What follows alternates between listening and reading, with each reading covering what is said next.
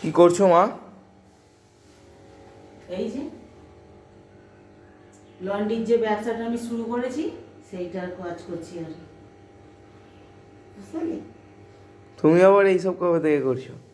সেই যেদিন থেকে আমার বাবা বিয়ে দিয়েছে ঠিক সেদিন থেকে। বুঝতে পারলি? তখন একজনের কাজ পেয়েছিলাম, মানে একটা কাস্টমার ছিল, এখন 3টে কাস্টমার হয়েছে।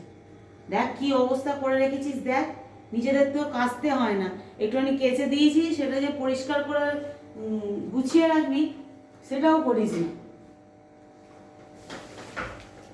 এখানে বই, জামা কাপড় সব জড়ো করা রয়েছে। তোরা পড়াশোনা কি করতে করছিস? পড়াশোনা করেও তো কিছু লাভ নেই, ছেড়ে দে না বাবা, কাজে যা, কাজে যা। এই কি লোক দেখলে বলবে বাপ রে বাপ, ছেলেরা কত পড়াশোনা করে। কি অবস্থা করে রেখেছিস? হ্যাঁ, পড়াশোনা করতে হবে না, ছেড়ে দে। পড়াশোনা করেও তো এ বাজারে আর কিছু লাভ নেই, বম করে খালি ঘুরে বেড়া। সারাদিন সংসারে কাজ করতে কত কষ্ট হয় জানিস? চুপ করে আছিস কেন? বইগুলো ওইদিকে কর। না, এত রেগে যাচ্ছ কেন?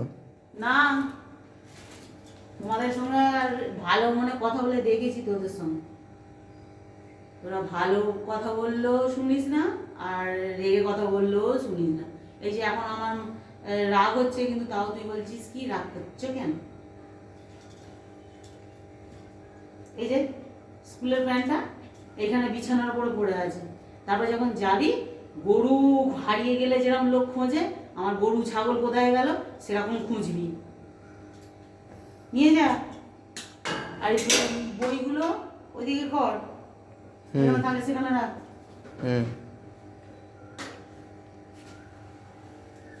যতই ছাদ থেকে গুছিয়ে নামিয়ে নিয়ে আসি, গোছানো আর থাকবে না, আবার নতুন করে আমাকে আবার গোছাতে হবে।